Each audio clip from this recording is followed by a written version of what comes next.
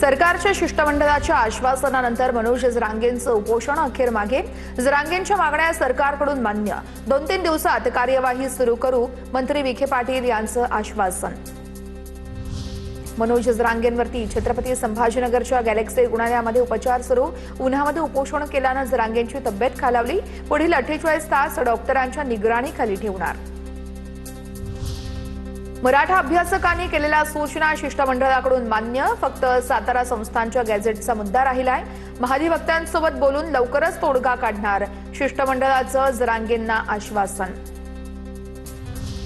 सरकारकडून शिंदे समितीला 1 वर्षाची मुदतवाढ देण्याचं आश्वासन। सातारा संस्थांच्या गॅझेटचा GR लवकर काढा, जरांगे पाटील यांची शिष्टमंडळाकडे मागणी। जरांगे पाटील यांच्या मागण्यांमध्ये नवीन काहीच नव्हतं। जरांगेंच्या मागण्यांची पहिल्यांदाच पूर्तता झाली आहे। तायवाडेंची प्रतिक्रिया, तर आमच्यासाठी आनंदाची गोष्ट आहे, ओबीसी आरक्षणाला धक्का लागलेला नाही, बबनराव तायवाडे यांचं भाष्य। विखेंनी घराण्याची अब्रूधुळीस मिळवली, जरांगेंसारखा माणूस त्यांच्याशी खालच्या तिरस्काराच्या भाषेत बोलत होता।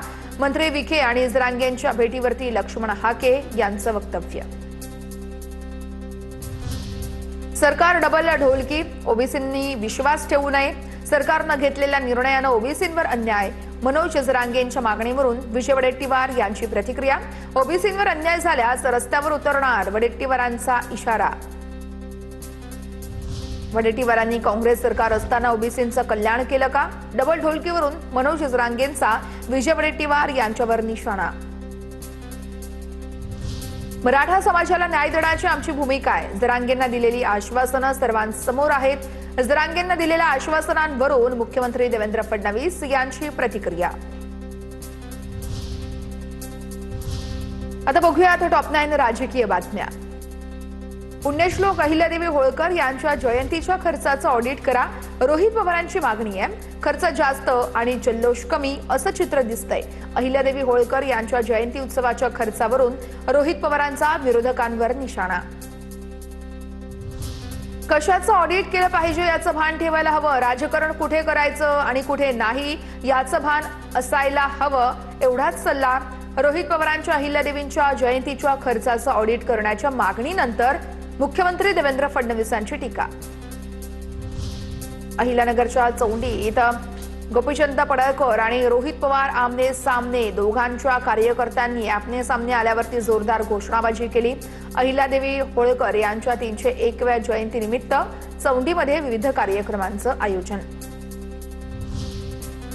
चौंडी हे पुण्यश्लोक, पुण्यभूमी आणि प्रेरणास्थळ असून येथे राजकारण किंवा वादासाठी नव्हे तर अहिल्यादेवींना अभिवादनासाठी यावं। रोहित पवार आणि गोपीचंद पडळकर समर्थकांमध्ये झालेल्या घोषणाबाजीवरती राम शिंदेंची प्रतिक्रिया। विधान परिषद निवडणुकीसाठी अखेर महायुतीचं अंतिम जागावाटप निश्चित। अंतिम फॉर्म्युल्यानुसार भाजप 11, शिवसेना 4 तर राष्ट्रवादी 2 जागांवर निवडणूक लढवणार।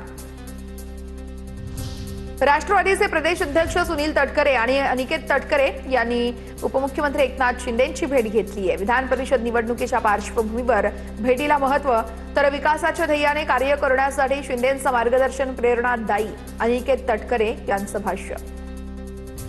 कोकणातील विधानसभेच्या जागेवर शिवसेनेकडे संख्याबळ आहे, त्यामुळे कोकणातील विधान परिषदेची जागा शिवसेनेला मिळावी असा आमचा आग्रह आहे, परिवहन मंत्री प्रताप सरनाईक यांची प्रतिक्रिया। पंतप्रधान आणि मुख्यमंत्र्यांचा आदेश मंत्री पाळत नसतील तर त्यांना बडतर्फ करा।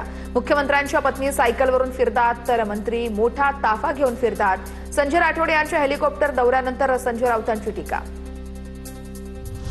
केसी वेणुगोपाल यांच्याकडून उद्धव ठाकरेंना शपथविधीचं निमंत्रण। उद्धव ठाकरेंना केसी वेणुगोपाल यांचा फोन। ठाकरेंना वेणुगोपाल यांच्याकडून मुख्यमंत्री पदाच्या शपथविधीचं निमंत्रण। केसी वेणुगोपाल आणि उद्धव ठाकरे यांच्यामध्ये फोनवरून संवाद।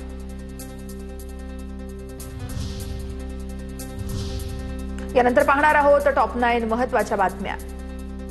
माझी ब्रेन मॅपिंग करा असं परळीतील म्हणाले होते, त्यांनी कोणाला माझा घातपात करायला लावला ते समोर आलं पाहिजे। आरोपींना कोण साथ देतंय ते लावून धरणार। घातपाताच्या आरोपांवरती जरांगे पाटील यांची प्रतिक्रिया। ईडीचे विशेष डायरेक्टर सत्यव्रत कुमार यांची स्वेच्छानिवृत्ती। 11 वर्ष शिल्लक असताना सत्यव्रत कुमार यांची स्वेच्छानिवृत्ती, अचानक सेवानिवृत्ती घेण्याचं कारण मात्र अद्यापही अस्पष्ट. कांद्याला किमान 25 रुपये किलो दर हा शेतकऱ्यांचा हक्कच आहे. कांदा उत्पादक शेतकऱ्यांना त्यांचा हक्क मिळाला पाहिजे.